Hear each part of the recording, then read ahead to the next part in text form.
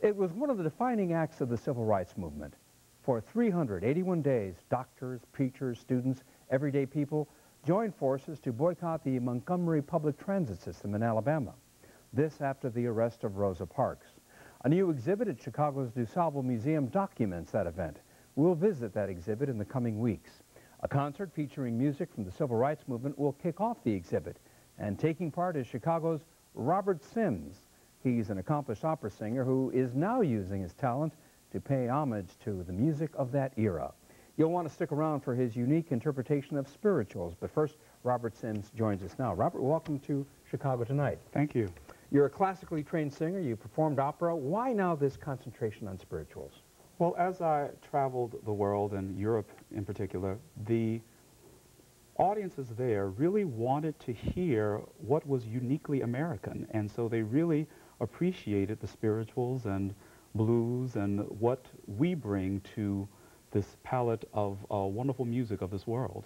So you would perform operatic pieces and then what, for encores or something? Well, I would do, traditionally on recitals of Americans and African Americans in particular, we would do a group of spirituals at the end of a program. And after doing the work of the European masters, you know, Schubert, Mozart, Brahms. Well, they say, we hear that every day. Right. Give us something different. Give us something that's uniquely yours from America.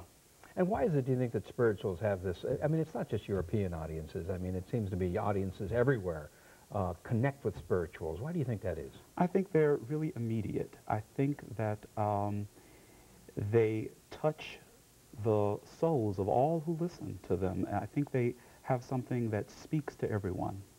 What is it that speaks to you about them? The history. They're a part of my history, but also in the spiritual, there's something that propels you to continue to go forward, which is why they were so popular throughout the civil rights movement. Many of those freedom rallies started in churches, and these churches sang spirituals, and so the spirituals would go out into the streets for marches and that sort of thing. And going back even further, presumably the reason spirituals evolved in the first place was because what? They were vehicles of hope, vehicles of like moving forward and up?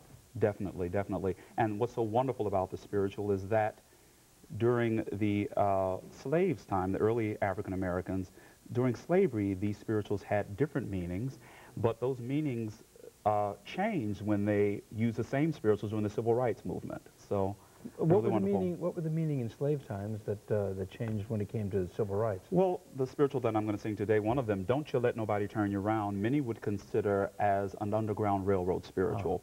It didn't mean stay in the straight Christian path. It meant don't you let nobody turn you around, we're going to escape tonight. Yes. So it had a political meaning. A code. A code. There's a code. Some may come by water, some may come by land, but when we get to heaven, meaning the north, we'll shake each other's hands. And then, during the civil rights movement, don't you let nobody turn you around meant we're going to keep fighting for our equal rights. You know, one can just imagine that song being sung when people were crossing that bridge, for example. Yes, yes. Interesting. That's fascinating. Robert Sims, thanks so much for being here. We look forward to hearing you sing.